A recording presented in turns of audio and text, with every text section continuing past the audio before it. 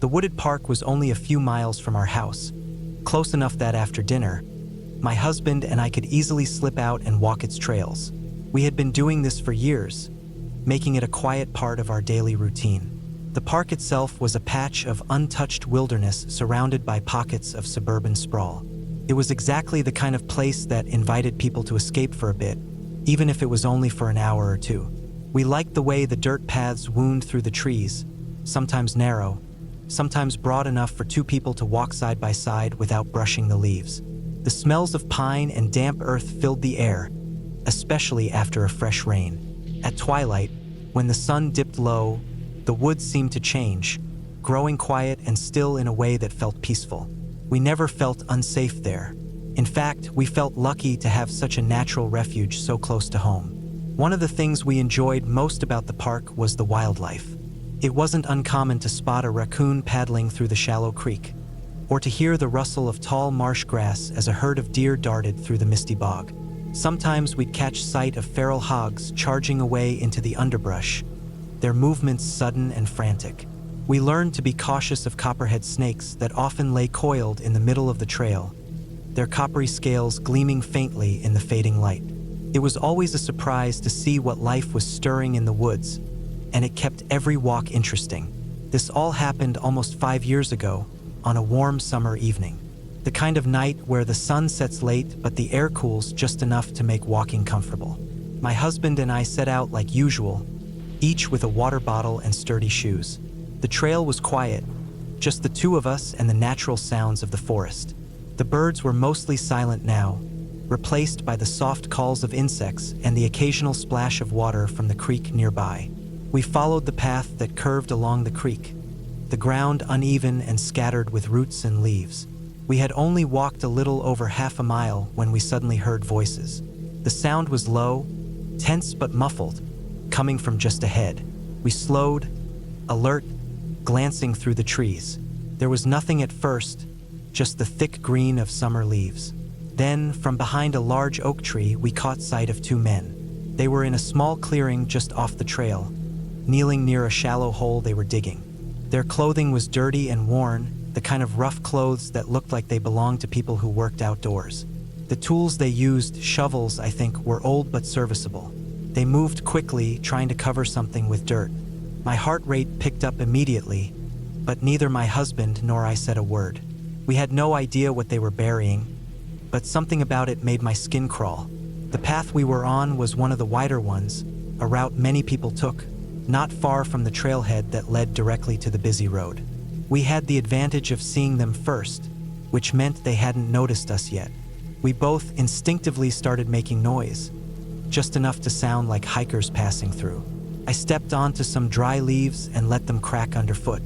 My husband shifted his weight, kicking a small pebble that rolled along the dirt. We didn't want to be confrontational, just cautious. I forced myself to speak, my voice casual and polite as we came closer. "Hello," I said, though I felt my voice was shakier than I wanted. One of the men kept his face turned away from us, focused on the hole. The other smiled as he looked up and said hi, but his eyes were wild, darting nervously between us and the woods behind. It was a smile that didn't reach his eyes, the kind that felt forced and strained. Neither my husband nor I replied. We just kept walking, our pace quickening as soon as we reached the intersection with another trail. Without looking back, we hurried to the parking lot, adrenaline pumping through my veins. I was sure the men had seen us by then. We left the park that night as fast as we could, locking the car doors behind us with shaking hands. Once we were safely home, I called the police. I told them everything. How we saw two men burying something in the woods, how their behavior seemed strange, and how uneasy it made us feel. The officer who came to take the report listened quietly, but didn't sound very concerned. He said the men were probably just dumping trash and that it was not unusual for people to dump rubbish in secluded areas. We never heard anything back from the police after that. No follow-up calls, no investigations, no news. It was as if the whole thing just vanished. But for my husband and me, it didn't vanish. It lingered in the back of our minds every time we thought about the park. Every time we passed by the trailhead on the way home from work, or when we noticed the sun setting and the woods growing quiet, we thought about what we had seen. Over the months that followed, we tried to make ourselves go back, if only to see if we could find any evidence or clues. But neither of us could get past the feeling of dread that gripped us the moment we approached the park. What if those men were involved in something far worse than dumping trash? What if the ground we had seen disturbed was hiding something truly awful? We didn't want to become the kind of people who let fear control them, but the truth was we never did return. The park that had once felt so safe and inviting became a place we avoided. The seasons changed.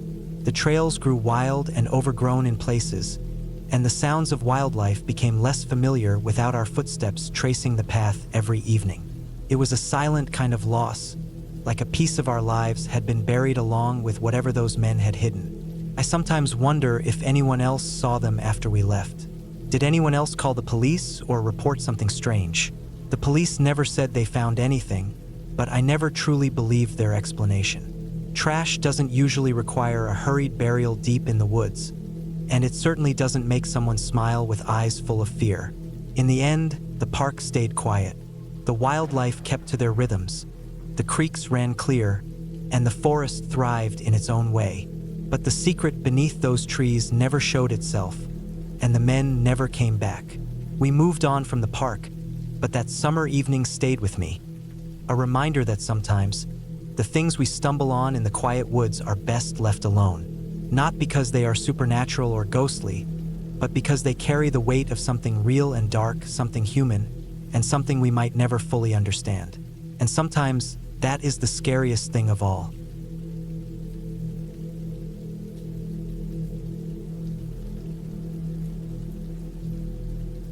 I live in a quiet neighborhood tucked just outside a small town in North Georgia. It's the kind of place where the houses aren't packed too close, and the streets wind gently through patches of trees and open yards. Around here, people mostly keep to themselves, but there's this one house a few doors down from mine that stands out. A modest, neat place with a wide porch and a big, white dog who never fails to catch my attention. His name is Zeus, a Great Pyrenees with thick, snowy fur that looks almost like a walking cloud when the sun hits it just right. Zeus is a big dog, massive even, but he has this calm and gentle way about him. I first noticed him a few months ago, one early fall evening when the leaves had started to turn gold and red. I was outside in my front yard gathering twigs and small branches for the fire pit we had built last summer. The air was crisp, carrying that smell of wood smoke and fallen leaves, and the sky was fading from light blue to a soft gray. That's when I saw the lady from the house down the street walking Zeus. She moved slowly, carefully, as if she knew the dog had a strong presence but was easygoing enough with her. I called out a simple hello as they passed by, hoping to be friendly but not pushy. The lady stopped, and for a few minutes, she talked with me. I learned that Zeus was her dog, and that it was fine if I wanted to pet him. I hesitated at first. I'd read that Great Pyrenees are protective dogs, known for guarding their families fiercely. They don't always like strangers, especially if the strangers come too close too fast. But Zeus didn't seem to mind me at all. I set down the small bundle of branches I was holding and moved slowly towards him. His big white head lowered, and his warm eyes met mine. There was something calm and almost jovial about him, like a giant puppy who was just happy to meet a new person. I reached out and ran my hand through his thick fur. It was softer than I expected, almost silky in places, and I could feel the steady beat of his heart beneath the thick coat. He stood still, relaxed, like he was used to these little moments of calm from the world outside his home. The lady told me her son usually walked Zeus too, a young man who didn't say much and kept to himself mostly. She explained quietly that he was on the spectrum and didn't find it easy to connect with people. But with Zeus, he had a bond that was clear and strong. Zeus was more than just a dog to them. He was part of their family, a protector and a companion who understood things that others might miss. After a few minutes, we said goodbye. She walked on with Zeus at her side, and I went back to my fire pit work. The evening grew darker, the sounds of the neighborhood settling into a quiet rhythm. The distant bark of a dog, the rustle of leaves in the gentle wind, the faint hum of cars passing by far off on the main road. I felt glad to have made that small connection. There was something comforting about knowing that Zeus was out there, a guardian in white fur. A few days later, I saw the lady's son out with Zeus. It was mid-afternoon, and the sun was warm but low in the sky, casting long shadows over the sidewalks. I figured it would be okay to say hello again, so I walked over, ready to greet them both. As I got closer, I noticed a shift in Zeus's behavior. His ears perked up, and a low growl rumbled in his throat.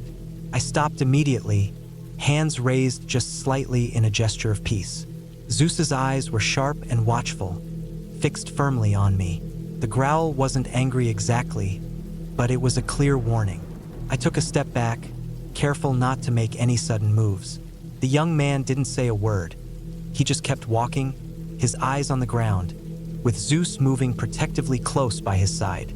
It was clear to me then that Zeus had his own rules, his own way of knowing when someone was safe and when they weren't.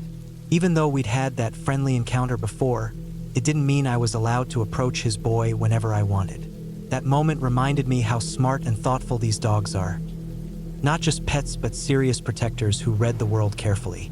I waved from a distance and went back to my yard. Later that day, the lady stopped by and I told her what had happened. She apologized quietly, but I told her it was fine. Zeus was right to set boundaries. From then on, I only pet Zeus when the lady was the one walking him. It felt like respecting a silent agreement, and those times when I did get to stroke his thick fur, it was always a peaceful moment. Zeus is a magnificent creature, and I've come to think of him as a kind of neighborhood guardian. Weeks passed, and autumn deepened. The trees burst into fiery colors and the air grew colder. My own hikes around the nearby hills became more frequent. I loved getting out in the woods, the smell of pine and damp earth filling my senses. Sometimes, I'd see Zeus from a distance, walking alongside his family, the white of his fur bright against the brown and orange leaves. There was a sense of calm in those moments, a quiet understanding that this place, our neighborhood, the hills beyond, was shared by all of us. The people, the animals, the trees, and the dogs like Zeus who watched over their little worlds.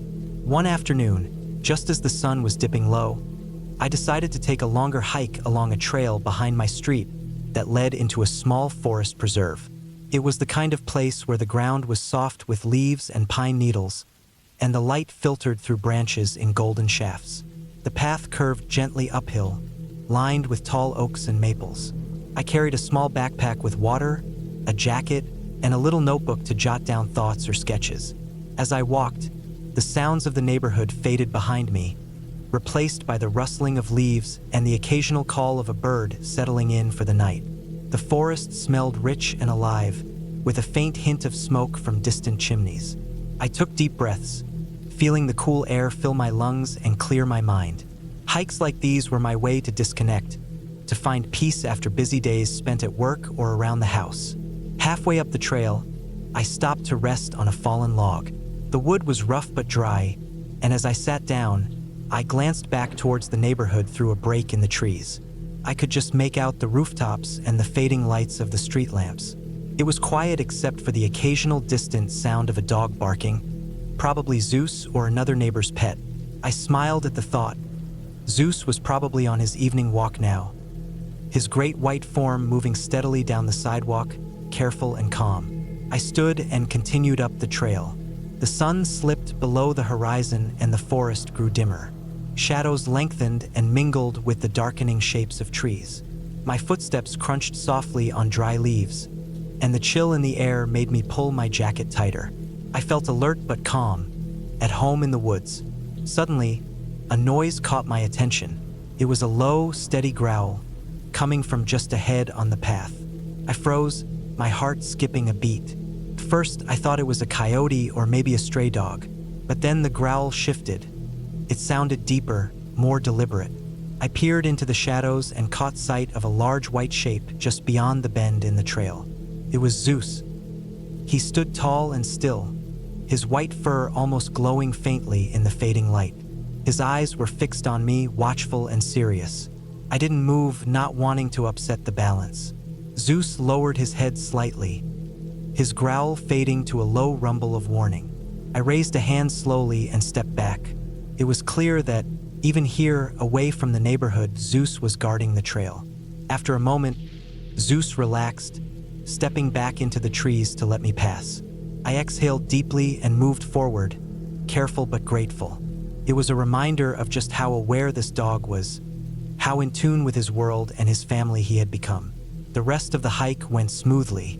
I reached the top of the ridge just as the last light faded, and I looked out over the quiet hills, the patchwork of fields and trees stretching into the dark. I stayed there a while, letting the peaceful silence settle over me. The sky was turning a deep navy, with stars beginning to twinkle faintly. When I finally turned to head back down, I thought about Zeus again, that big white guardian who belonged to this neighborhood and kept watch not just over his family but over the quiet spaces around them. There's something powerful about a creature like that, a silent strength that doesn't need words. Walking back through the woods, I felt lucky to be part of this place, to share it with others, both human and animal, who knew their roles and respected one another. Zeus had taught me a lesson about respect, boundaries, and trust. It wasn't about fear, but about understanding and recognizing when to step forward and when to hold back. By the time I reached my own yard, the night was fully settled in. The fire pit sat ready for another evening's flames, the scent of wood and smoke waiting to be rekindled. I felt calm and connected, the quiet neighborhood wrapping around me like a soft blanket. That night, as I sat beside the fire, watching the flames flicker and dance, I thought about how life here was peaceful but never dull. There were lessons in the quiet moments, in the way a dog like Zeus carried himself, in the way people lived their lives quietly alongside one another, in the way the world could be both wild and safe at the same time. And in that moment, I knew that the neighborhood, the woods, and that big white dog were all part of something steady and strong.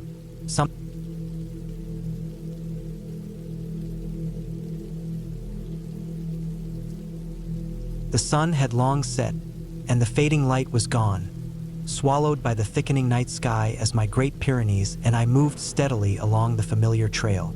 We were deep into a 5-mile loop on the edge of a semi-urban area, a mix of wild woods and scattered pockets of houses that still left enough room for nature to stretch out in its unpredictable ways. This was a route I'd walked many times before, usually during the day, but tonight, I chose the night trail to see how we'd do under the stars, the way the moon and the sounds of the forest changed when the world was quieter and darker. My dog, a massive white fluff of muscle and fur named Belle, walked just ahead of me. She moved with calm confidence, sniffing here and there as we went, her massive paws making soft thuds against the dirt and leaf-covered path. Belle was no ordinary dog. She was a Great Pyrenees, a breed bred for guarding sheep against predators in the harsh mountains of Europe. Her size alone was enough to make most wild animals think twice before getting too close. But it was her instinct, her keen senses, and her courage that made her special to me. As we walked, the forest around us settled into the night sounds. Owls hooted somewhere high up in the trees, crickets sang their chorus, and a gentle breeze rustled the leaves. I felt calm, a little tired from the long day, but glad to be out here with Belle. Then, without warning, something changed. Belle's behavior shifted abruptly. At first, it was subtle. Her nose started twitching more than usual, and her ears pricked up like she'd caught a scent far stronger than the normal trail smells. Usually, when we walked at night, she was curious but relaxed, taking in everything as part of the environment. But this night, she grew tense. We had just rounded a bend when a small group of deer suddenly burst out in front of us. They bolted across the trail maybe 50 meters ahead, their eyes reflecting the dim light, muscles rippling as they moved fast and silent through the trees. Normally, this would set Belle off. She would perk up, the hunter and protector in her awakening instantly. She might give chase for a short burst or at least react with excited energy, her instincts kicking in. But she didn't. Instead, Belle froze in place, her body stiff, nose working furiously as if trying to pin down something invisible.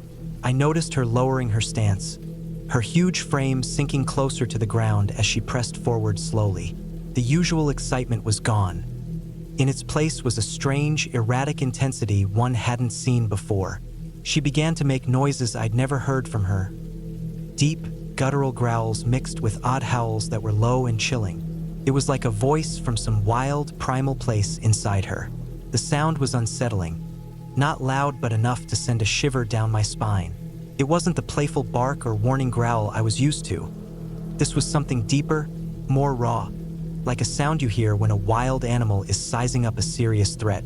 I slowed down, matching her pace, watching every move she made. My heart started beating faster, adrenaline picking up as I scanned the shadows around us. For about 30 meters, small animals kept darting out in front of us. Rabbits, squirrels, and even a few birds taking off from the underbrush. Normally, those little creatures would catch Belle's attention and maybe spark a chase, but she ignored all of them. Her focus locked on something I couldn't see yet.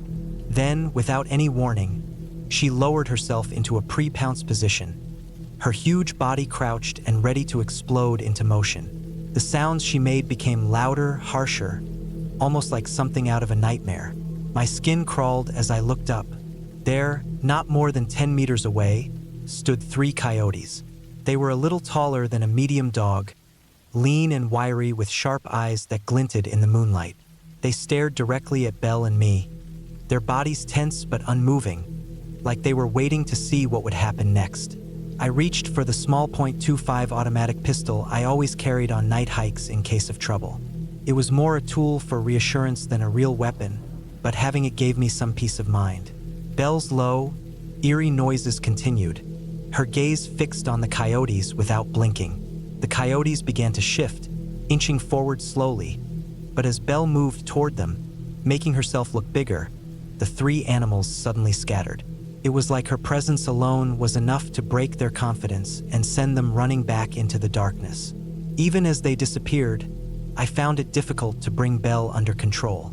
Her wild noises didn't stop immediately. She remained tense, alert, her eyes darting around to make sure no other threats were nearby. After a few minutes of coaxing, she finally calmed enough for me to leash her again, though she still kept her ears pinned back and her body low. Walking back along the trail, I reflected on what had just happened. I'd always known that Great Pyrenees were bred to be fearless protectors. They were meant to face wolves, bears, and other predators without hesitation.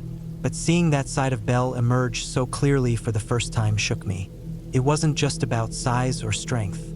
It was a primal, ruthless determination to defend what she cared about: me, our space, our safety. She was not just a gentle giant or a fluffy lapdog. Beneath all that softness was an animal born to stand guard, no matter what the danger. That night changed something in me. I understood more deeply the bond between us, the trust she placed in me and the fierce loyalty she carried for herself and those she loved. It was a reminder that nature didn't sleep just because the sun went down, and the wild was always waiting in the shadows, watching and testing the boundaries. Belle was incredible, a mix of power, intelligence, and love. She could track a scent better than any hunting dog I'd known. Her eyesight at night was astonishing, picking up movement in the darkness with ease. She herded animals, protected livestock, and at home, she was the sweetest, most affectionate creature I'd ever met, always wanting to cuddle, to be near, to give and receive warmth. That evening, as we finished the last mile back to the car, the adrenaline slowly faded, replaced by a deep respect and gratitude. Belle had reminded me of something fundamental: how much raw, fearless spirit lay hidden beneath the surface of the everyday, how much courage it took to stand firm against threats, visible or not. We got back safely, the night calm once more, and I knew that from now on, I would never doubt her instincts again. That night, my Great Pyrenees and I had faced the wild side of the world together, and we had come through stronger, connected, and ready for whatever else might come our way. The forest was alive with quiet life around us, but in that moment, it was clear. Belle was not just my dog. She was a guardian, a fierce protector, and my steadfast companion on every path, day or night.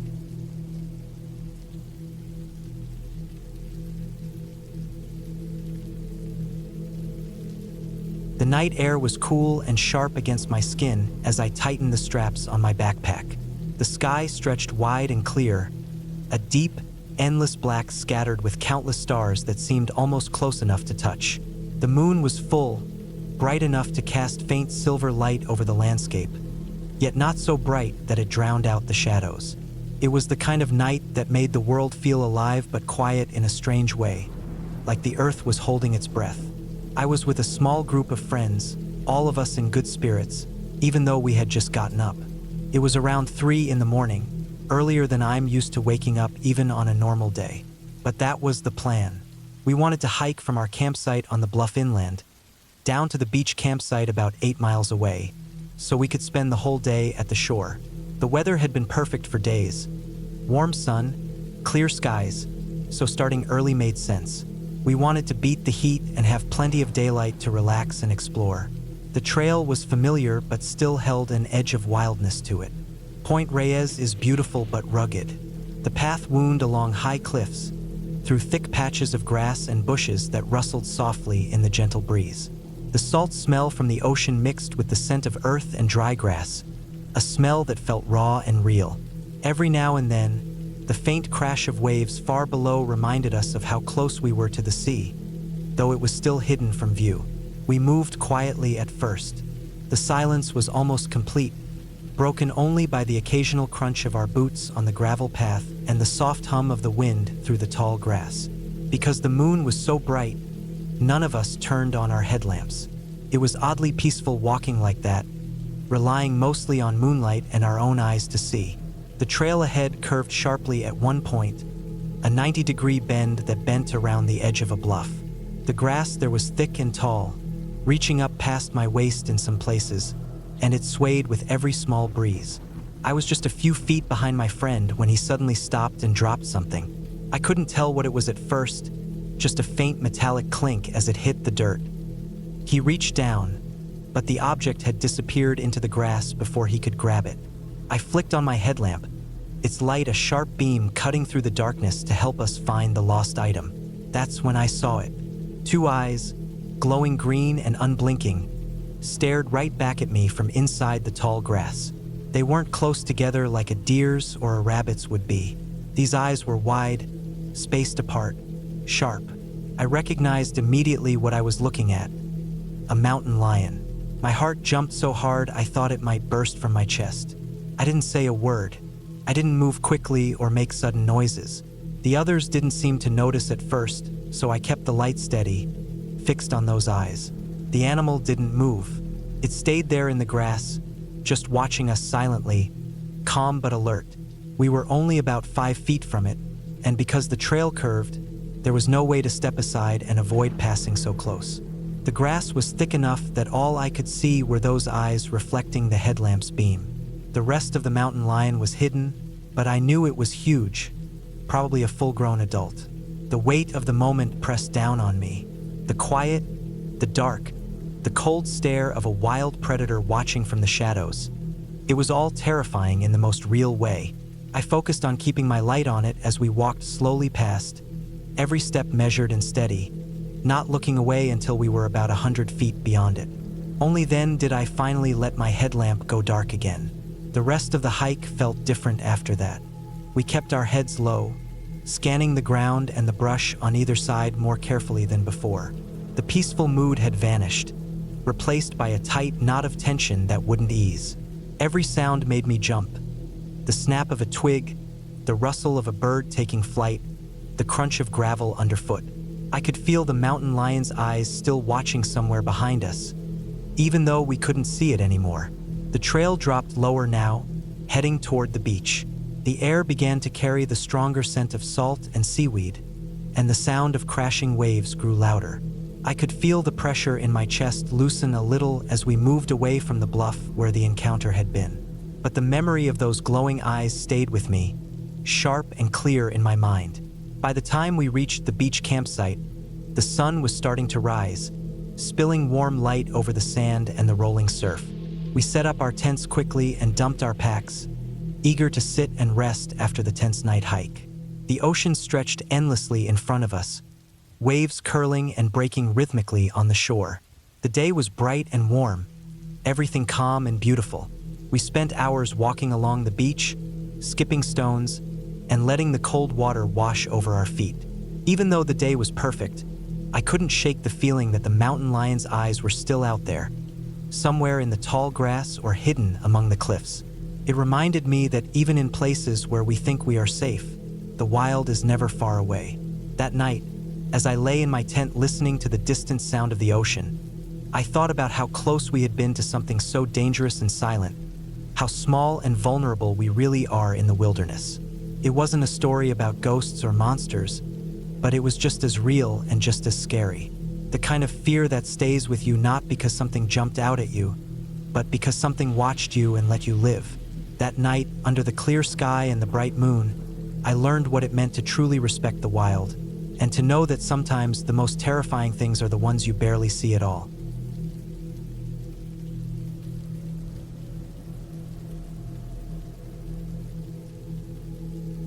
The cold air bit through my jacket as I stepped onto the trail north of Yellowstone in Paradise Valley. It was early spring, the kind of spring that still holds winter's grip tight, especially in the mountains. The sky was clear when I left the car, but there was a faint chill in the breeze that made me pull my hood tighter around my face. The plan was simple, just me and my dog on a 6-mile out-and-back hike up a canyon to a waterfall. Nothing complicated, nothing dangerous, or so I thought. The trail started narrow and rocky, winding through patches of melting snow and clusters of stubborn wildflowers struggling to bloom. The river beside the path gurgled quietly, water still cold from the thaw. The air smelled of wet earth and pine, sharp and fresh. My dog, a medium-sized mixed breed with thick fur and sharp eyes, walked close by my side, her tail wagging softly as she sniffed every rock and tree trunk. She seemed happy enough, eager to explore like she always was on these trips. I kept a steady pace, feeling the crunch of my boots on the gravel beneath me.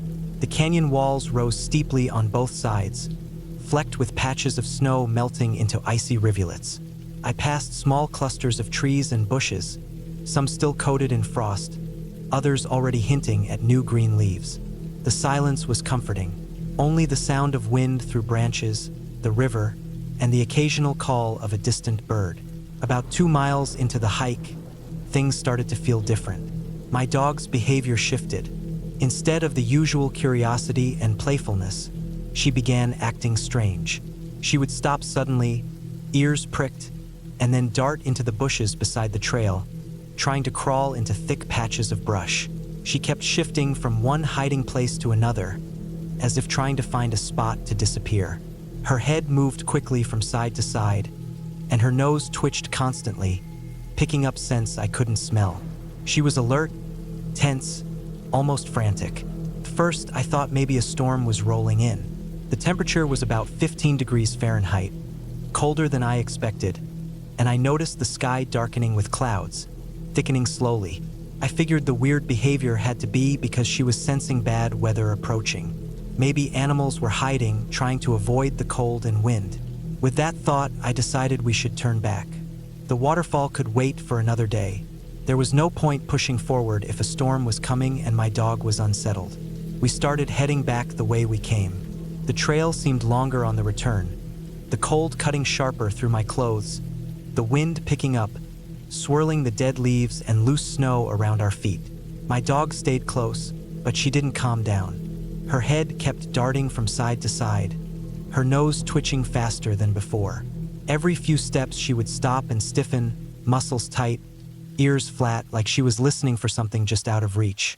The sun disappeared completely behind thick gray clouds now, and the wind moaned through the canyon. The trees bent and shivered under the gusts. I pulled my jacket tighter and checked my watch, about a quarter mile from the parking lot.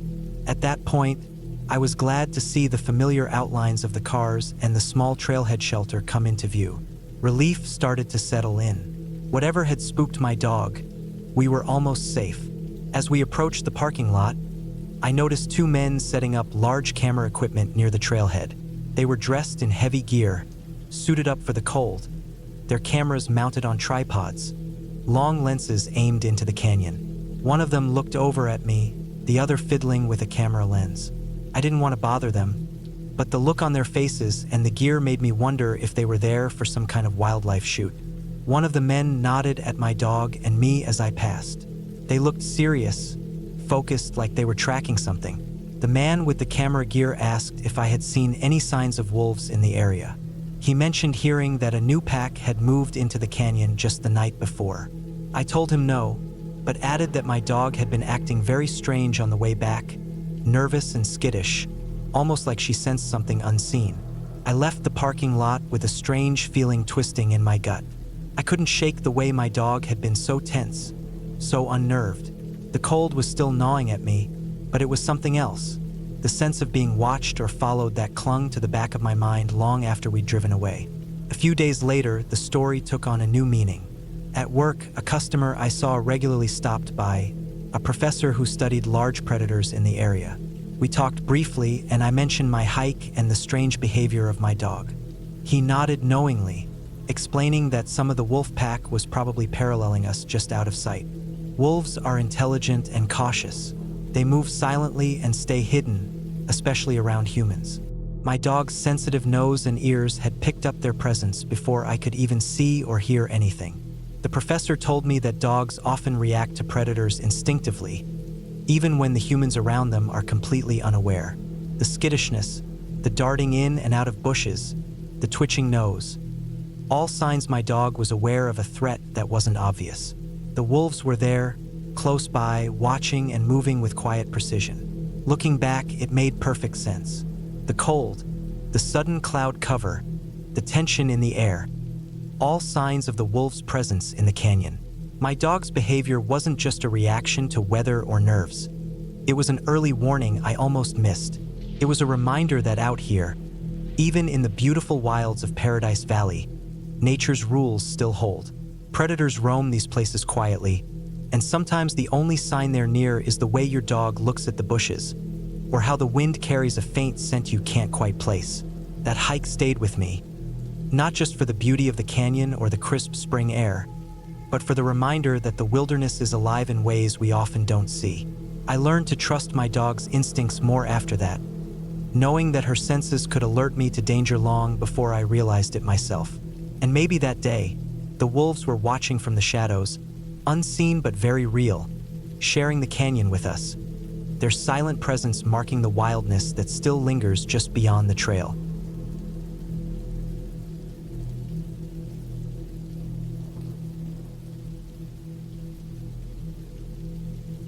Last June, I went on an overnight backpacking trip in the Catskills with a friend and her dog. We had planned this trip for weeks, mapping out a route that would give us a quiet night away from the city, just the woods and the stars. We were both experienced hikers, so we packed light but smart. One thing we were both careful about was how we stored our food and toiletries. We knew the importance of bear safety, so we each had a bear canister. These were sturdy, hard plastic containers designed to keep food smells locked inside and safe from any animals. Before settling down for the night, we found a spot a good distance from our tents to stash these canisters. We didn't want any chance of bears or other critters wandering up to our sleeping area. The spot we picked was surrounded by thick bushes and some low trees, about 50 yards from where we pitched our tents. The idea was that if something came for the canisters, it wouldn't come near us. The place was quiet and seemed perfect for that. The wind was light, and the forest around us was dark, almost like the trees were holding their breath. We settled into our tents around 9 p.m. I zipped myself in and laid still, listening. The woods were unusually quiet. No rustling of leaves, no chirping of crickets, just a stillness that felt almost unnatural. A few hours into the night, maybe around 2 or 3 a.m., I woke up suddenly. My heart was pounding, and I was wide awake. I heard something moving outside. It wasn't a loud sound, but a faint, deliberate noise like someone or something walking carefully through the trees. The footsteps weren't heavy, but they were distinct, mixed with a rattling sound. It wasn't the usual sound of the wind or animals rustling through leaves. The rattling was metallic and sharp, almost like someone shaking a canister or a container. I lay frozen, staring at the dark tent walls, straining to hear more. My mind raced. Was it a bear? Person? Something else? I didn't dare unzip the tent or move. The dog was quiet, which surprised me because she usually barks at any sound. The noise moved slowly away, deeper into the woods. I stayed awake the rest of the night, unable to sleep, the sounds replaying in my head. Every little noise made me jump. When dawn finally broke, the sun slowly filtering through the tree canopy, I got out of the tent and headed toward the spot where we had left our bear canisters. My stomach dropped when I saw that my canister was gone. There was no sign of it anywhere. My friend's canister was still there, but it was tipped on its side, as if it had been knocked over. The contents were safe, though no signs of a break-in or anything spilled. I looked around carefully, scanning the ground, the bushes, the small slope behind the canister's spot, trying to see if it had rolled or been dragged somewhere else. But nothing. The forest floor was untouched. No crushed plants, no disturbed dirt or leaves. It was as if the canister had vanished into thin air. That didn't make sense. If a bear had taken it, there would be some sign of force. Paw prints, broken branches, trampled grass. But everything looked the same as when we left it. My friend finally woke up and told me her dog had growled during the night. She had heard the same strange noises I did. We started talking quietly about what could have happened. We both agreed it was strange that no one else in the area seemed to hear anything.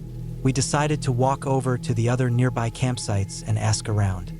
Surprisingly, no one else had heard anything unusual that night. It was just us. No strange footsteps, no rattling sounds. That made it even creepier. If someone else had been walking near us, wouldn't they have noticed? Or if an animal was moving around, wouldn't the dog have barked? But it wasn't just the missing canister that made the trip feel off. Earlier that day on the trail, we had passed a man who looked worried and was asking people if they had seen his wife. She had gone trail running and hadn't returned. That gave the woods a tense feeling, like something was wrong but no one could say what. We didn't meet the man again, but the worry in his eyes stayed with me. Later on the trail, we came across another man hiking alone. At first, it seemed normal, but then he passed us again unexpectedly, and after that, we noticed he was somehow behind us on the trail twice. It was strange and unsettling. We didn't say anything to him. His presence felt off, like he was watching us or following us. All these small things, the missing bear canister, the strange noises, the lost runner, the man who kept appearing, added up to make this the creepiest backpacking trip I had ever been on. For days after, I thought about what could have happened to my canister. Maybe a person took it, but why? It was heavy, hard to carry. And why not take my friend's canister too? It seemed random. Could an animal take it without leaving signs? The canister was plastic, sturdy, and not easy for any animal to carry away quietly. Looking back, I realized the most likely explanation was that someone else in the area had taken it, maybe a hiker or camper passing through. It didn't feel like a bear or animal because of the lack of tracks and the quietness of the noise. Maybe whoever took it was trying to avoid us or was careless enough to make only a little noise, but careful enough not to damage the surrounding plants. That thought alone made me uneasy. Being out there in the dark woods, not knowing if someone was nearby, watching or sneaking around, it changed how I felt about camping forever.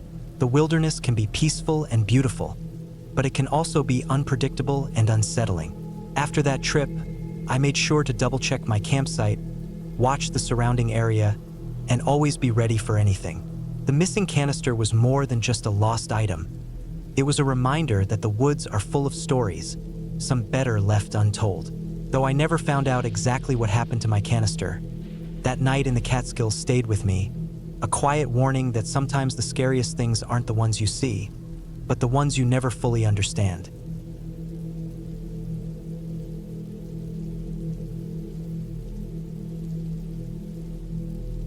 The sun was just starting to dip behind the dense trees when I began my hike, stepping onto the narrow dirt trail that wound through the thick forest. It was late October, and the air was crisp but not yet cold, the kind of chill that makes you pull your jacket a little tighter around your shoulders without making you shiver. Leaves, red and orange and yellow, crunched underfoot as I walked, releasing that dry, sharp scent of autumn that always makes me feel like I'm stepping deeper into nature itself. The trail wasn't popular, which I liked. It meant fewer people, fewer distractions, and a better chance to focus on the sounds of the forest. The rustle of small animals in the underbrush, the distant tapping of a woodpecker, the faint wind pushing through the branches. I had been planning this hike for weeks. Not a long one, just a weekend trip to clear my head.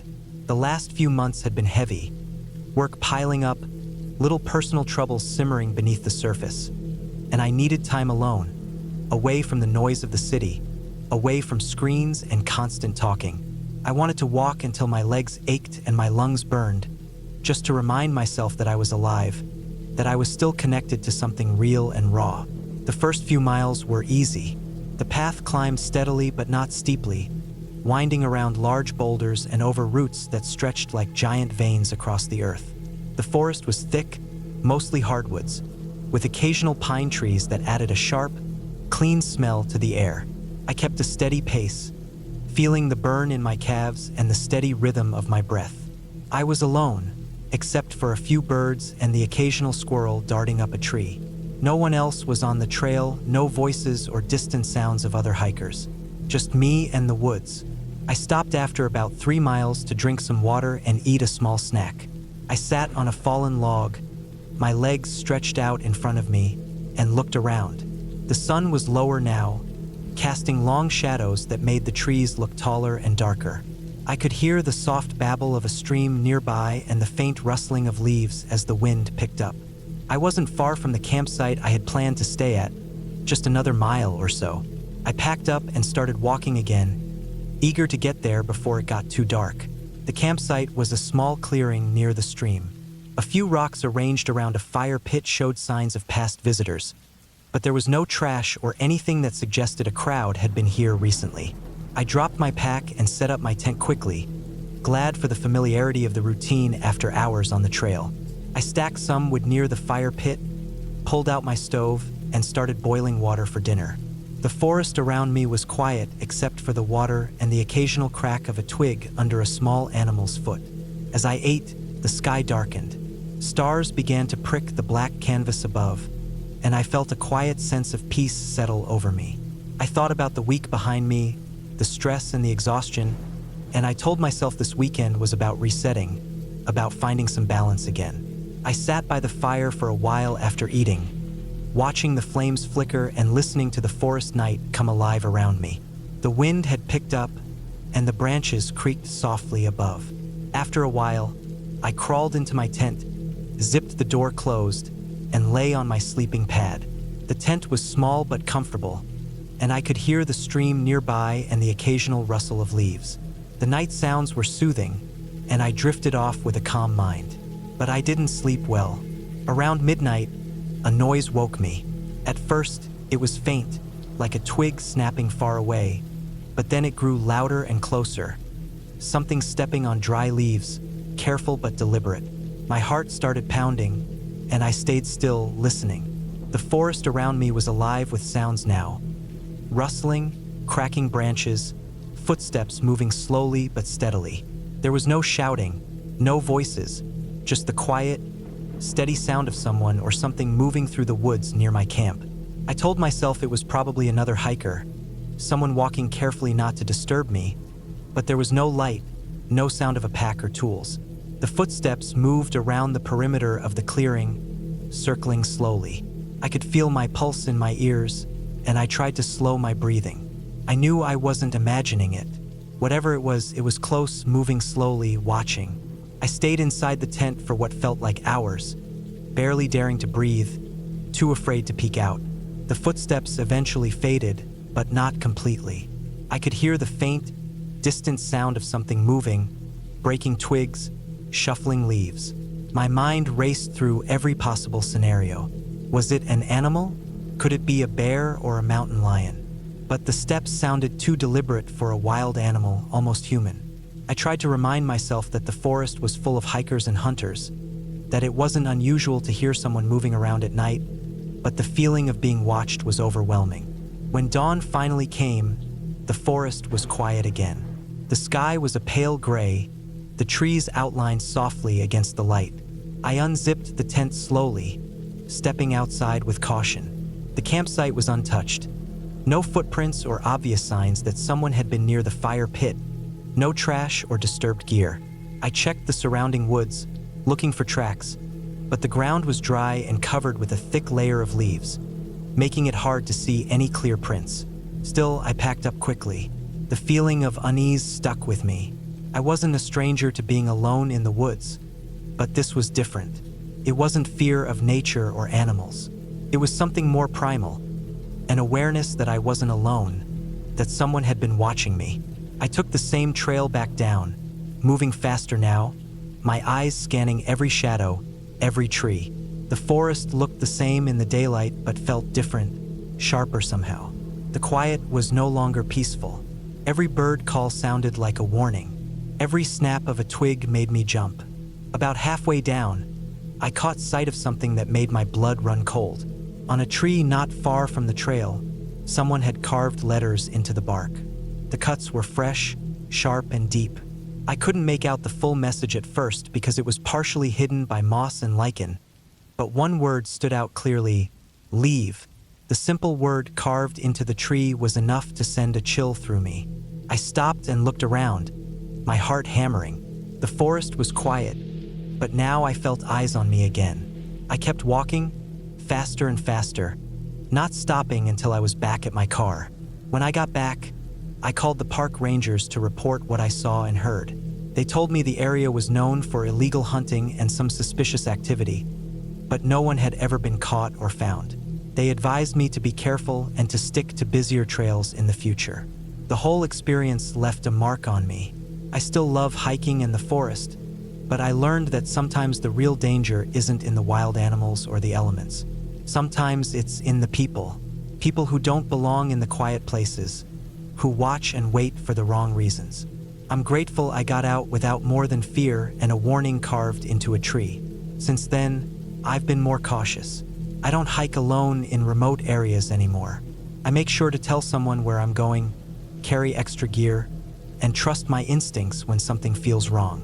The forest is beautiful and it's meant to be respected, but not everyone who walks its paths respects the same rules. I'm glad I listened to that feeling that night, even if it scared me, saved me. The memory of that weekend stays with me every time I step onto a trail. It reminds me that nature is wild in more ways than one, and sometimes the scariest things aren't what you expect.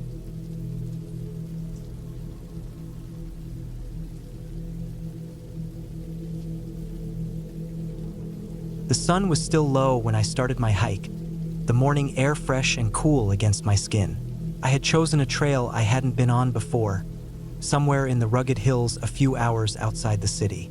The map showed a path winding through dense forest and rocky ridges, promising views from the top that people said were worth the climb. I packed my backpack carefully the night before: water, snacks, a first aid kit, a compass, a flashlight, and a map. I made sure to dress in layers, expecting the temperature to rise as the day went on. This was a solo hike, something I had done many times before. It was something I enjoyed: the quiet, the feeling of being completely alone in nature, away from the noise and stress of everyday life. The trail started gently, a narrow dirt path winding between tall pine trees. The ground was soft underfoot, covered with pine needles and small fallen branches. Birds chirped overhead, and every now and then, a squirrel would dart across the trail, disappearing quickly into the underbrush. I walked steadily, setting a pace that felt comfortable, neither rushing nor dragging. The forest around me was thick but alive, with sunlight streaming in between the branches, casting patches of light on the forest floor. I stopped occasionally to take pictures of the scenery, the rough bark of the trees, the tiny wildflowers pushing through cracks in the dirt, the way the light caught on a spider's web strung between two branches. About 2 hours into the hike, the trail began to climb more steeply. The soft dirt gave way to rocky steps, some large and uneven. I gripped nearby trees or used my hands to steady myself on some parts. The climb was tiring but rewarding. As I got higher, I could hear the wind picking up and the trees grew thinner. Eventually, I broke through the thick forest into a clearing. The view was impressive. Rolling hills stretched out in every direction, their green tops glowing in the morning light. I paused here for a snack and to refill my water bottle. The wind was cooler at this height, and the sky above was a clear, endless blue. From the clearing, the trail narrowed again and led into a denser part of the forest. The trees here were different, older and larger, their trunks wide and covered in moss. The path became harder to follow, marked only by faint blazes on tree trunks and the occasional pile of stones. I had my map and compass out, checking often to make sure I was still on track. This part of the hike felt more isolated. The sounds of birds and squirrels quieted down, replaced by the soft rustle of leaves and the occasional crack of a twig somewhere nearby. As I walked deeper, the air grew cooler and damper. A thick mist started to roll in, curling around the trees and hiding parts of the trail. The fog made everything look mysterious and slightly eerie, though I reminded myself it was just nature doing its thing. I moved more carefully, listening for sounds and watching my step. The path became rockier here, with wet stones that could be slippery. I used my trekking poles for balance, placing each step carefully. The mist clung to my clothes and skin, making me feel chilled despite the exercise. After a while, I noticed something strange. The trail seemed less clear, and the usual marks on the trees were missing or faded. I stopped and looked around. The forest was silent except for the quiet hum of the mist and the occasional drip of water from leaves. No birds, no animals, just me and the thick, heavy fog. I checked my compass again. The map showed the trail turning sharply to the right, but all I could see ahead was a wall of trees and mist. I took a deep breath, reminding myself to stay calm.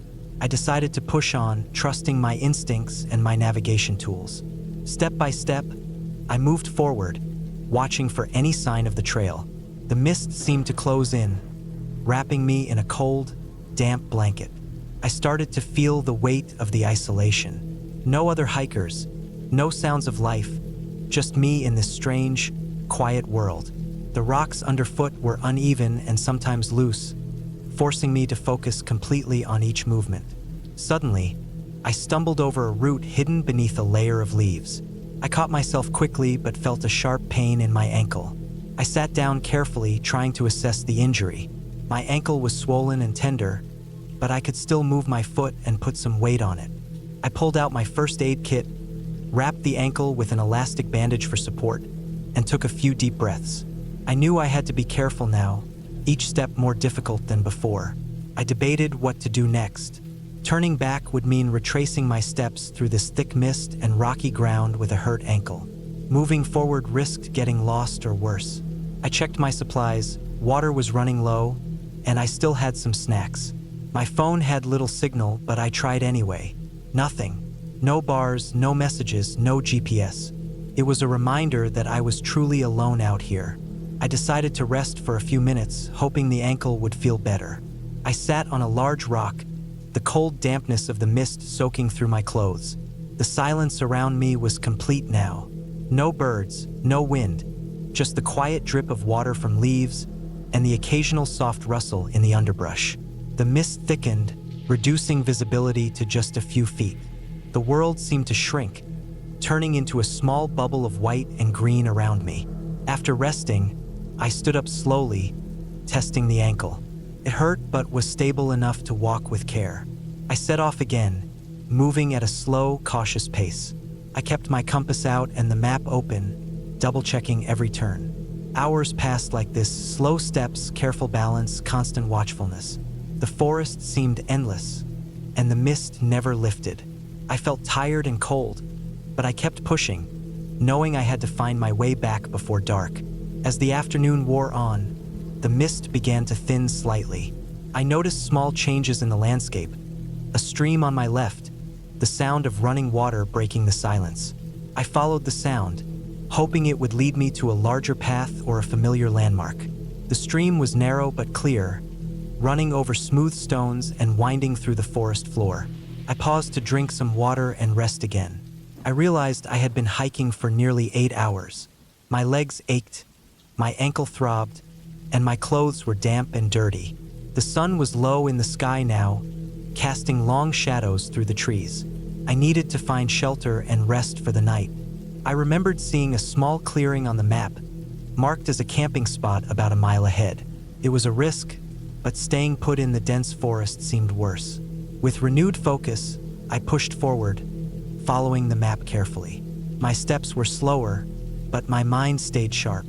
The mist had mostly cleared, and the forest was alive again with the sounds of birds and rustling leaves. I felt a small surge of hope. After about 30 minutes, I broke through the trees into a wider clearing. There was a flat patch of ground, perfect for setting up a small camp. I dropped my backpack and started gathering dry leaves and small branches for a fire. My hands were cold and numb, but the need for warmth pushed me forward. After a few tries, I managed to light a small flame using my lighter and some dry twigs I found under a large pine. The fire crackled and warmed me instantly. I sat close, drying my clothes and resting my sore ankle. As darkness fell, the forest around me changed again. The firelight made the shadows dance, and the sounds of nighttime creatures filled the air. Crickets, owls, and the distant howl of a coyote. Despite the eerie noises, I felt safer near the fire. I ate the rest of my snacks slowly and sipped on the remaining water. I checked my phone again, hoping for a signal, but still nothing. I decided to wait until morning before trying to find the trail again. Sleep was hard to come by. Every crack or snap of a twig made me tense. I kept the fire alive, adding small sticks to keep the light going. My thoughts drifted to all the what-ifs. What if I twisted my ankle worse? What if I got lost forever? What if no one came looking for me? But I pushed those thoughts aside, focusing on the small things I could control. Staying warm, keeping hydrated, planning my route for the next day. Morning came with the soft light of dawn filtering through the trees. The forest looked peaceful and calm, the mist gone. I packed up my camp carefully, making sure to leave no trace. The ankle felt a little better, though still painful. I set out slowly, keeping the fire-starting tools and first aid kit close. With the clear light, I found the trail more easily. The marks on the trees were visible again, and the path was less rocky. I followed the map and compass, making steady progress. It took hours, but eventually, I reached a wider dirt road. I recognized this from the beginning of my hike, the place where I had started. Relief flooded through me. I had made it back. A park ranger was driving by, and I flagged him down. He helped me call for a ride and checked my ankle. I told him about the trail, the mist, the injury, and the night spent in the clearing. He nodded, saying the weather had been unusual lately, causing the fog to roll in thick and fat.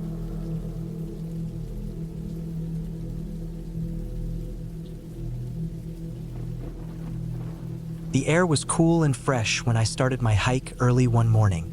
I was deep in a large national forest in the Pacific Northwest, somewhere not far from the Oregon coast. The kind of place where tall evergreens stretch high into the sky and moss covers almost everything. The ground was soft beneath my boots, thick with fallen pine needles and the occasional broken twig snapping underfoot.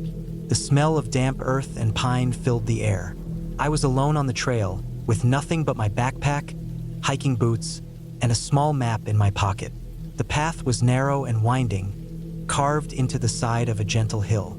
Sunlight filtered through the branches, casting patterns of light and shadow. At first, the hike was peaceful. Birds chirped somewhere high above, and the occasional rustle of leaves told me squirrels and other small animals were nearby, going about their day.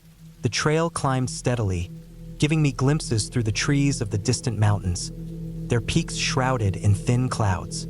After walking for about 3 hours, I reached a small clearing. It wasn't marked on my map, but it seemed like a good place to rest. I sat on a large, flat rock and took out my water bottle. The forest around me was still, the only sounds the faint buzzing of insects and the whisper of wind through the trees. I pulled out a granola bar and ate slowly, enjoying the quiet. As I sat there, something felt off. I couldn't put my finger on it at first. The usual sounds of the forest seemed quieter. The birds had stopped singing. The wind had died down. A strange stillness had settled over the clearing. I looked around carefully, scanning the edges of the trees for any movement. Nothing, but the silence was heavy, as if something was watching from the shadows. I stood up and decided to keep going. My plan was to reach a small lake marked on my map about 2 miles further along the trail. It was supposed to be a good spot to camp for the night. I packed up my things and started walking again. The trail became rougher, roots and rocks making the footing tricky. The trees grew closer together, their thick trunks blocking out more sunlight. Shadows stretched long on the forest floor, and the temperature dropped. After about an hour, I noticed fresh footprints in the mud beside the trail. They were large and deep, as if made by a heavy boot. I didn't recognize the pattern. Definitely not the kind of shoe I had seen before. The prints were too big to be from a normal hiker. They didn't look like animal tracks either. I paused and looked around. No other footprints, just these leading forward along the path. A feeling of unease settled over me. I wasn't sure why, but I felt like someone had passed by here recently. Maybe a hunter or a forest worker. I told myself not to worry. I had done this kind of hike before, and the forest was usually safe. Still, I stayed alert and kept my eyes scanning the woods as I walked. The trail got steeper, and the trees began to thin out. The air smelled sharper now, like cold stone and wet rock. I could hear the faint rush of water somewhere below. I knew the lake had to be close. As I pushed forward, I suddenly saw a small wooden sign nailed to a tree. The letters were faded and partly covered by moss, but I could make out the word private and something else underneath. It looked like someone was marking a boundary, warning people not to enter further. I hesitated. The map didn't show this. Maybe I was off course. I decided to check my compass and figure out the direction. The compass pointed northwest, and the trail seemed to continue that way. But going past the sign felt wrong. Something inside me warned against it. Still, I was tired and wanted to find a good place to rest. The sun was lowering behind the mountains, and I needed shelter before dark. I moved forward slowly, keeping to the trail but watching for anything unusual. The forest around me grew quieter again, the shadows longer and thicker. I could feel the weight of the trees pressing in. Suddenly, I heard a sound ahead, a low crunching noise, like someone stepping on dry leaves. I stopped and froze, heart beating fast. The sound didn't come from the trail, but just off to the side in the bushes. I held my breath and looked carefully into the undergrowth. No movement. The crunching stopped as suddenly as it had started. I wasn't sure if it was an animal or a person. The forest was full of deer and other wildlife, but the sound had seemed deliberate, too heavy for a small animal. I considered turning back, but the lake was so close. I wanted to make camp before dark. I moved forward slowly, my senses sharp. Then I saw it, something lying beside the trail, half covered by leaves. At first, I thought it was a pile of branches or a fallen log, but as I got closer, I realized it was a backpack. A large, rugged pack like mine, with a bright red patch sewn onto the side. I stopped. The pack looked recently abandoned, not torn or damaged, just left there. My heart raced. Who had left it here? Was someone nearby? I didn't want to touch it. I glanced around, but the forest was silent again, the trees unmoving. I decided to pick it up and see if there was anything inside. Maybe it would tell me who had been here before me. I opened the top flap carefully. Inside were a few supplies, a water bottle, some canned food, a small first aid kit. Nothing that looked out of place. But as I reached deeper, I felt something cold and hard at the bottom. I pulled it out slowly. It was a small, worn notebook, covered in dirt and mud. I opened the notebook to the first page. The handwriting was neat but hurried. It looked like someone had been using it to keep notes or a journal. The date at the top was from a few weeks ago. I flipped through the pages quickly. The notes were mostly about the trail conditions and weather, but then the entries became stranger. There were mentions of strange noises in the forest at night, footprints around the camp, and signs that someone had been watching. The last entry was scrawled in a shaky hand. "They're getting closer. I don't know how much longer I can stay hidden." A chill ran down my spine. Whoever had written this was scared, and something had been hunting them. I felt a knot tighten in my stomach. Maybe the footprints I had seen were connected. I had to be careful. I stuffed the notebook back into the pack and put the pack on my shoulders. The sun was setting now, casting long orange rays through the trees. I quickened my pace, eager to reach the lake and set up camp before dark. As I walked, the forest grew thicker, the trail less clear. The path disappeared beneath a blanket of leaves and fallen branches. I had to use my hands to push aside low-hanging branches and vines. The sounds around me shifted too. Birds were gone, replaced by the distant howling of wind or maybe animals. I kept my eyes peeled, scanning the woods. Shadows shifted with the fading light. I felt like something was moving just beyond my sight, hiding between trees or behind bushes. When the trail finally opened up, I saw the lake. It was a small, quiet body of water, surrounded by tall pines and mossy rocks. The surface was smooth and dark, reflecting the fading sky. I found a flat spot near the shore and set up my tent quickly. The ground was damp but soft. I lit a small camp stove and boiled water for dinner. The forest was still, almost too still. The only sounds were the crackling of the stove and the occasional splash of water as a fish jumped. I ate slowly, eyes fixed on the trees. The notebook weighed heavy in my backpack. I debated reading more, but I was tired and wanted to rest. As night fell, I zipped up my tent and crawled inside. The forest outside was dark and quiet, but I kept my flashlight close and my phone within reach. I tried to sleep, but every little sound made me jump. The rustle of leaves, the snap of a twig, the distant call of an owl. Hours passed. I heard footsteps again, crunching near the edge of the clearing. I held my breath and stayed as still as possible. The footsteps stopped and then moved away slowly. I didn't dare look outside. Morning came finally, bringing light and relief. I packed up quickly, deciding to head back the way I had come. The notebook and the abandoned pack were too much to ignore. Someone else was out here, someone in trouble. The hike back was tense. I stayed alert, watching for signs of the footprints or anything else.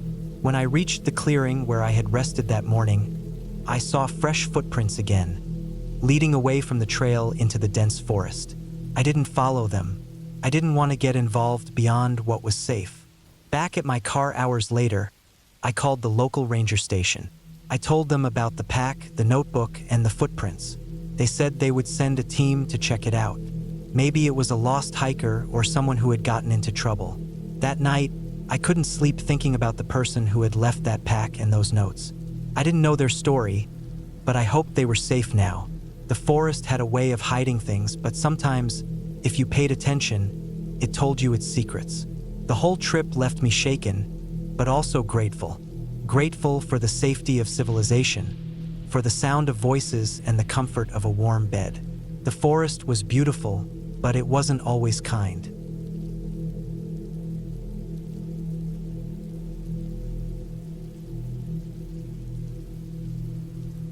The morning air was cold and sharp as I stepped onto the trailhead. The sky was a dull gray, thick with clouds that promised rain by afternoon. But for now, the forest around me was still, quiet except for the soft crunch of my boots on the gravel path. I had planned this solo hike for weeks, a break from the noise of the city and a chance to clear my head among the trees. The trail was supposed to be moderate, about 8 miles round trip, through a dense stretch of woodland I'd never been to before, somewhere deep in the Appalachian foothills. The kind of place where you could lose yourself in the green, breathe in the pine scent, and forget the rush of everyday life. That was what I wanted, and at first, that's exactly what I got. The trees grew tall and thick, their trunks darkened with moss and the floor beneath carpeted with fallen leaves and tiny, twisting roots. The air smelled earthy and fresh, mixed with the faint tang of damp wood. Every so often, a bird call echoed above, sharp and quick, but mostly the forest was silent. As I walked, my boots brushed against the dry leaves, and I could hear the faint ripple of a creek nearby, hidden just beyond the thick undergrowth. The path curved and climbed gently, leading me deeper into the woods. The canopy overhead was dense, filtering the gray light into a soft, greenish gloom that made everything feel hushed and private. I stopped a few times to catch my breath, pulling off my pack to drink water and eat a granola bar. My legs felt steady and my pack wasn't too heavy. Just the basics. Water, snacks, a small first aid kit, a map I had printed out, and my phone, which unfortunately had little to no signal here. I hadn't told anyone exactly where I was going, just that I'd be hiking for the day and back by evening. Something about that felt normal and right. I liked the idea of being alone out here, even if it did mean a little risk. After about 2 hours, the trail started to get steeper. The incline was sharp, the dirt loose and scattered with small rocks that made footing tricky.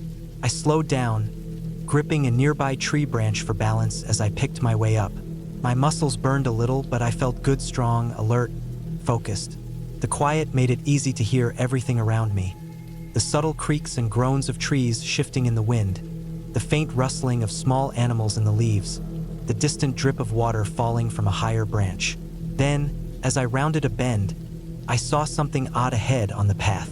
At first, I thought it was just a fallen branch, but as I got closer, it looked more like an old, weathered sign, barely hanging on a post sunk into the ground.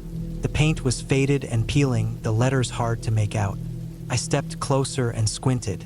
It seemed to say something about private property, no trespassing, but the wood was cracked and warped, as if it had been out here for years. I hesitated for a moment, my heart picking up a little. The map I had didn't show any private land or restrictions, but I wasn't about to argue with a sign. I looked around for any clear trail markers. The path seemed to continue past the sign, narrowing and getting darker under the thickening trees. I debated turning back, but something pushed me forward. Maybe curiosity, maybe stubbornness. The next stretch of trail was rougher.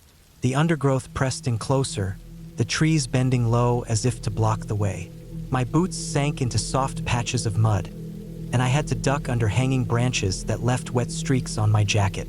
Every now and then, I heard the snap of a twig behind me. At first, I thought it was just my footsteps echoing, but the sounds didn't match. They were irregular, lighter, as if something smaller or more cautious was moving behind me. I stopped and turned, but there was nothing, just shadows and thick green leaves.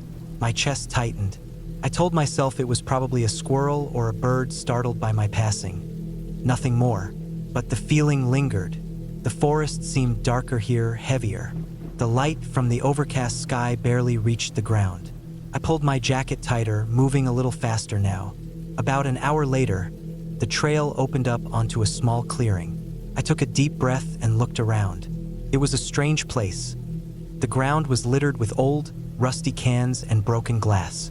There were pieces of rope and scraps of fabric tangled in the bushes. The trees around the clearing looked twisted, like they had been bent or broken by some force long ago. The air smelled different here, not fresh and piney but stale, like damp metal and rot. A chill ran down my spine. I scanned the edges of the clearing and noticed what looked like a rough path leading off into the trees on the far side. The main trail seemed to end here, disappearing into a thick wall of briars and dead branches. My heart hammered. I wasn't sure I should follow that path, but it seemed like the only way forward. I picked up my pack and stepped carefully into the overgrowth. The path was barely visible, overrun with vines and thorny bushes that caught at my clothes and scratched my skin. The ground was uneven, littered with fallen branches and slippery leaves. The forest here was silent, oppressively so, as if I had stepped into a place the world had forgotten. The further I went, the more I noticed how unnatural it felt. The trees leaned inward, creating a tunnel of shadows. The air was thick, almost suffocating, and the dampness clung to my skin. After about 30 minutes of slow, careful walking, I noticed something ahead, a faint shape half buried in the leaves. I moved closer, heart pounding, and saw it was an old campsite. A fire pit filled with cold ash, a rusted canteen, and a cracked cooking pot scattered nearby. The ground was trampled, but there was no sign of recent use. It looked abandoned for years. I knelt to examine the ashes, but there was nothing warm or fresh. The silence pressed down on me again. I was about to get up when I noticed something else. A footprint. Not just any footprint, but one much larger than mine, pressed deep into the soft earth near the fire pit. It was fresh. The shape was clear, the edges crisp, and the soil around it still damp. I swallowed hard and looked around. There was no other sign of anyone. No sound except the distant drip of water and the faint rustle of leaves. But that print meant I wasn't alone. Someone had been here not long ago. I stood up slowly, my mind racing. I didn't like the idea of an unknown person so deep in the woods, especially where there was no easy way in or out. The sky was darkening now, heavy with rain clouds, and the wind had picked up, rattling the branches above. I knew I should turn back, but I was too far in, and the thought of stumbling blindly in the dark scared me more. I tried to keep calm as I followed the path back toward the clearing. My ears strained for any sound, but all I could hear was my own breathing and the thud of my boots. Then, something caught my eye, a flash of movement behind a tree. I froze, holding my breath. The shape was too quick to identify, slipping behind the trunk like a shadow. My heart jumped. I didn't want to imagine what it could be. Maybe another hiker or someone living off the grid. But the place didn't feel safe. I tightened my grip on my pack straps and started walking faster, not looking back. The rain began just as I reached the clearing, light at first, then steady and cold. I pulled out my rain jacket and zipped it up, the water soaking through the thin fabric. The mud turned slippery, making each step a careful effort. My boots squelched in the thickening mud as I followed the trail downhill. I kept checking behind me, but saw nothing except the swaying branches and wet leaves. After what felt like forever, the trail opened onto a wider dirt road. My phone buzzed with a weak signal, a small relief. I took a deep breath and started walking toward what I hoped was the parking lot. The rain drenched me through, and my clothes clung cold and heavy to my skin. But the sense of safety returned with every step away from that strange, dark patch of woods. When I finally saw the cars, the trailhead sign, and the edge of the forest behind me, I stopped and let out a long breath. My hands were shaking, but it was a good kind of fear, the kind that reminded me I was alive and had made it back. I sat down on a wet log, took off my boots, and looked back toward the trees. The forest was quiet again, the rain falling steady like a curtain between me and the strange campsite. I didn't try to find out who or what had left that footprint or who had been watching me. I didn't want to know. Some parts of the forest were better left unexplored. The sun was setting by the time I started the drive home. My clothes still damp, my mind replaying the strange day over and over. Even though it was uncomfortable and unsettling, the hike reminded me something important. Nature isn't just pretty and peaceful. It's wild and unpredictable. And sometimes, the scariest moments come not from monsters or stories, but from the quiet, real unknowns lurking just beyond the path you choose to follow. I didn't go back to that trail. I kept my hiking trips to better marked, safer places after that.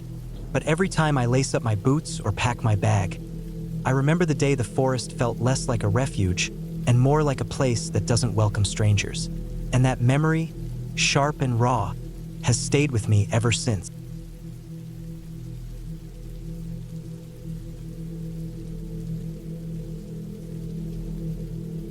The crisp air bit gently at my face as I stepped onto the narrow trail leading deep into the woods. The sun was low in the sky, casting long shadows between the trees, and the forest floor was covered with a thick blanket of dry leaves, crunching softly beneath my boots. I had been planning this solo hiking trip for months, craving a break from the city's noise and stress. My goal was to reach a small cabin a few miles ahead, tucked away in a remote part of the forest, far from any roads or cell signals. It was the perfect place for solitude and reflection. The trail twisted through dense woods, the tall pines standing like silent sentinels. I noticed the occasional squirrel darting across the path and heard the distant calls of birds settling down for the evening. Everything felt peaceful at first, the kind of quiet that soothes the mind. But as I walked deeper, the forest seemed to close in around me. The light dimmed beneath the thick canopy, and the usual sounds of wildlife became less frequent, replaced by an eerie stillness. My footsteps were the loudest noise, echoing oddly in the dense woods. After about 2 hours, I reached a small clearing where the cabin sat. It was an old wooden structure, built long ago, its dark brown walls worn by time and weather. The roof sagged slightly in places, and the windows were clouded with dirt and age. I could see the faint outline of furniture inside, shadows shifting as the last daylight faded. The cabin was basic, no electricity, just a wood stove and a few simple chairs. It smelled of dry wood and something else, something faint but unpleasant. I set down my pack on the porch and took a moment to look around. The forest stretched in every direction, thick and dark now under the setting sun. I started a small fire in the stove, the crackling flames offering a little comfort against the growing cold. Outside, the wind rustled the branches, making the trees sway and groan softly. The feeling of isolation was heavy. I was completely alone, miles from the nearest road or house, and my phone had no signal. It was both thrilling and unsettling. As the night deepened, I sat close to the fire, peeling an apple and savoring its crisp sweetness. The quiet was so intense that every small sound seemed amplified. The snap of a twig, the rustle of leaves, the distant hoot of an owl. I told myself it was all normal, part of the wilderness. But then I started noticing strange things. Shadows moving just beyond the edge of the firelight, shapes shifting between the trees. I caught glimpses of something out of place. Broken branches, disturbed dirt, footprints around the cabin that weren't mine. I tried to stay calm. The wind picked up, whistling through the cracks in the cabin walls, and the fire sputtered as embers flew into the dark. I wrapped myself in my jacket, listening closely. There was a faint, persistent sound outside, something soft and deliberate, like footsteps circling the cabin. Every time I moved to look out the window, the sound stopped. I stared into the blackness, but there was nothing there, just the empty forest. Sleep was impossible. I sat awake, heart pounding, gripping my flashlight like a lifeline. I told myself I was imagining things, that animals were just moving near the cabin. But the feeling of being watched, of not being alone, grew stronger. I thought about packing up and leaving, but the darkness outside seemed to hold me in place.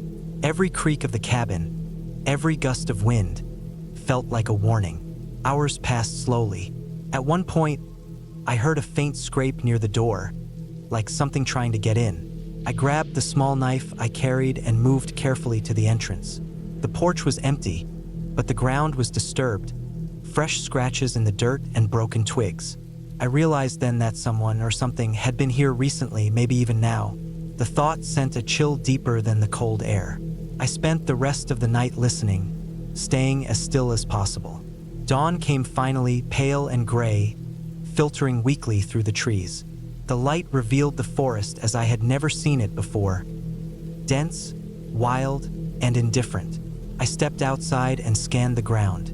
There were footprints all around the cabin, human footprints, muddied and uneven. They circled the cabin, some close to the door, others fading into the woods. They were fresh, maybe from the night before or just after dark. I didn't want to stay. Packing up quickly, I slung my pack on and headed back along the trail. Every rustle and shadow behind me felt like eyes watching, but I forced myself to keep moving, keeping my pace steady. The forest seemed less peaceful now, heavier somehow, filled with the weight of unknown things. But the trail was clear, and I could see the brightening sky ahead. After nearly 3 hours, I reached the edge of the forest and the dirt road where I had parked my car. Relief washed over me as I unlocked the door and sat inside, safe and warm. I thought about the cabin and the footprints, about whoever or whatever had been out there that night. But I never looked back, just drove away as fast as I could. That trip taught me something important about nature and solitude. The wilderness is beautiful and quiet, but it's also wild and unpredictable. Being alone out there means being vulnerable, and not every sound or shadow is easy to explain away. The forest holds its secrets, and sometimes the scariest moments come from real things. People, animals, and the dark unknown waiting just beyond the firelight. The cabin wasn't haunted by ghosts or monsters, just by the truth of being utterly alone in the wild, with no one to help but yourself. And sometimes that's more frightening than any story.